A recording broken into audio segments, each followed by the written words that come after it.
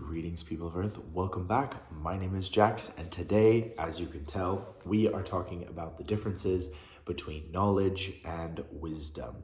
So, if you don't know, knowledge is the accumulation of facts and information that sometimes becomes relevant. I like to think of it as sort of the factual stuff that you know to be true.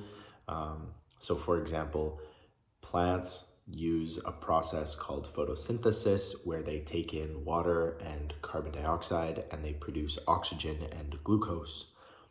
That's knowledge. You can understand that. Lots of people can figure out the equations, they can do the math, they can figure out, square meter of plant surface to glucose production and oxygen production. That is knowledge. Whereas wisdom, I think, is knowing that the trees will shed their leaves in the autumn. That's more of wisdom. Wisdom is sort of the accumulation and the active use of knowledge. So you gain knowledge through experience, through learning, through all of these things, but wisdom is generated sort of in the background. That's how I like to think of it anyway. It's sort of this like background radiation that you accumulate, and it allows you to sort of use that knowledge in situations and you can then apply it. So the more knowledge you have, you can generate wisdom from it, but they're not correlated, I don't think, because I have met a lot of people who are very wise, but not very knowledgeable. And I've met a lot of people who are very knowledgeable, but they're not very wise. And I think wisdom is also one of those things that you see in other people, but it's really hard to see in yourself. Whereas knowledge, a lot of people can know that they're knowledgeable, but they don't necessarily know if they're wise or not. Or sometimes they think they're very wise, but they're not very wise. So I think those are the two big distinctions between wisdom and knowledge. Neither one is inherently better than the other. I think our society really likes to... I was gonna say, I think our society really fixates on wisdom, but then again, our society is very obsessed with the idea of experts in a specific subjects, like, oh, he's an expert in hydrology or whatever. And so we are pretty fixated on that. And we're also very fixated on like accreditation. I don't know that word. The idea of like, oh, he's got a doctorate in this, or he's got his master's in this. We're very fixated on those kinds of academic titles because they sort of bestow this idea of knowledge on somebody, like, oh, this is Professor Dixon or Professor Donnelly or whatever. And that doesn't correlate to wisdom, because you might meet somebody who is very, very wise, but, didn't get past grade 5 education. So the concept of knowledge and wisdom, they're kind of linked, but they're also not linked at all, in that kind of like very Taoist way of like, they're totally linked and they're not linked at all. Like they kind of have that weird relationship. But I don't think this video isn't going to be talking basically about like which one's better or which one's... It's basically, I just wanted to talk about the differences between the two and how you can essentially use both of them to help each other.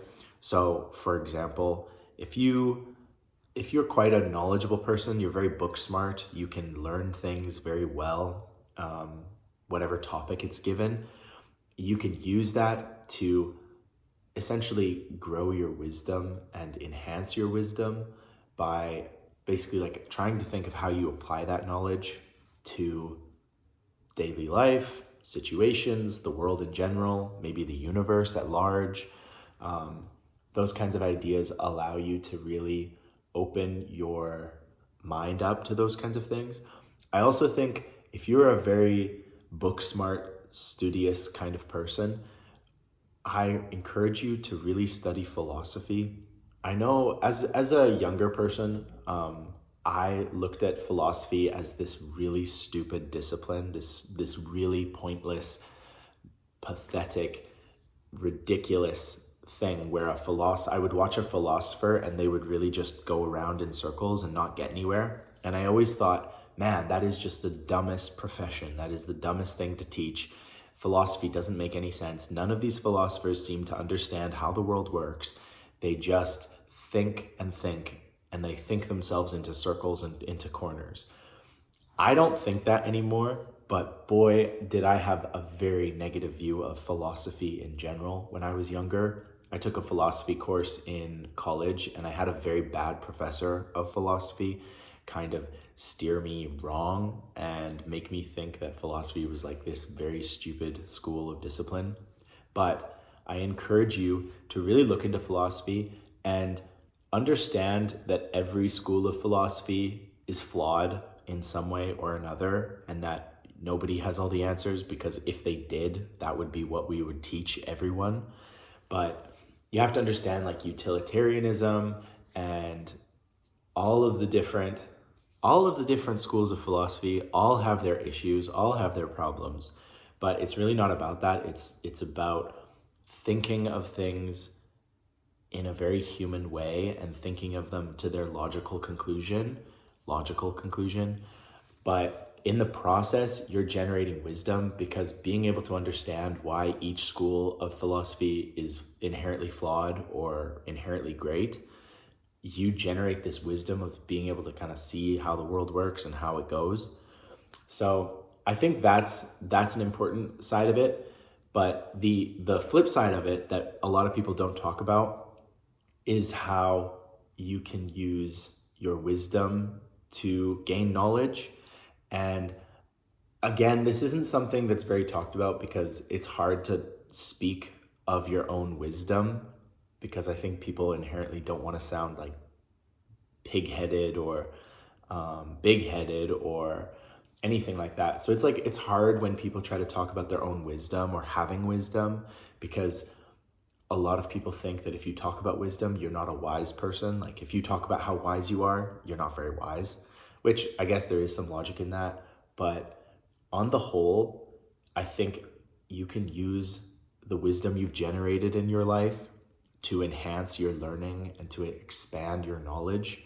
I don't think that is too outlandish or outrageous to say. And by this, I'm talking about learning the techniques within yourself to expand what you know. So for example, I understand that I am really not great with people talking and lecturing to me. I don't learn a whole lot that way. I learn a lot through reading, using my own understanding of things to further my understanding of things. And I know that works for me. So I tend to steer clear of just boring lecture halls and things like that. I know I'm not going to learn that way. I've never learned that way. I've always been somebody who would go home after a lecture or go home after school, and I would read the textbook and I would draw and I would write and I would make notes. And my understanding of things and my knowledge of things came largely from having to do everything myself, because I'm not somebody that can be like told this is how you do it. I have to actually do it.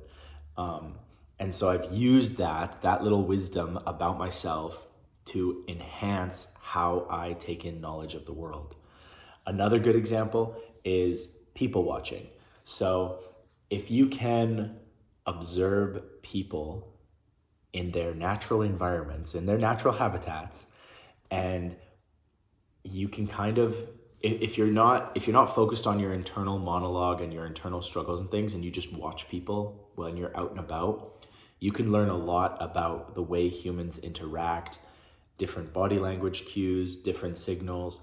There's a whole lot you can learn. Like I'm on the autism spectrum, so it has always been kind of hard for me to understand other people, but by just subtly watching people and then seeing what happens, I'm able to like learn of how to interact with people. And so that's why I've gotten to a point where most people have no idea that I'm on the spectrum, because I'm able to understand the way humans work, even though it doesn't come naturally to me. Like naturally, I look at a face and the facial expressions and everything, and I never get this like, oh, they're happy or oh, they're sad. Like it's more of a knowledge based thing where I look at them and I say, oh, they've furrowed their eyebrows, they've elevated their mouth is more pronounced, and they're really pronouncing everything. Like they're clearly upset.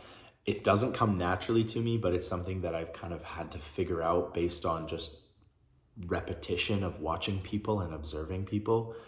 And so that's another way where I've sort of allowed kind of like that inherent wisdom of just watching people and seeing what they do and making kind of a mental note of it to expand my knowledge of how humans work. And I don't get it right all the time. I'm not claiming to be some kind of social guru who understands the way, like, oh, he did this, like that clearly means this.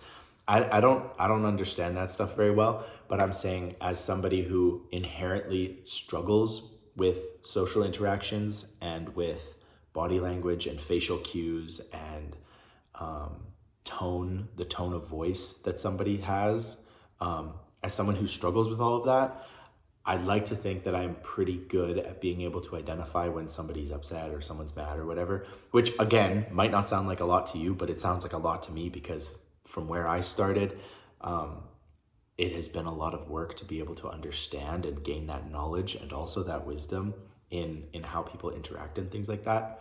So I think that's like the lion's share of what I wanted to talk to you today about.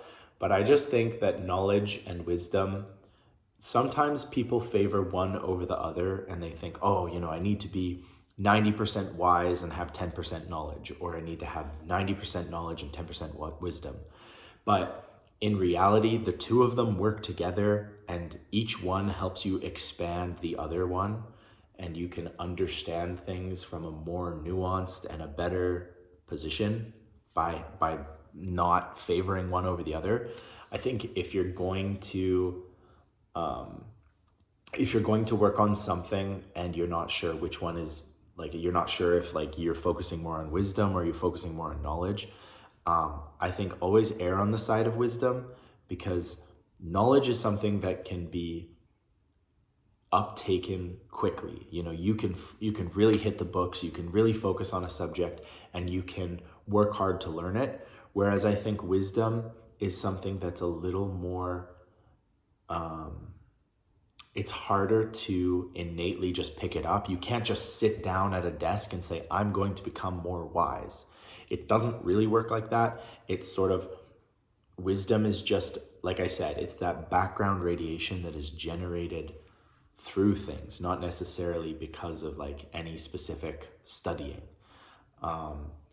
So I think that's kind of important.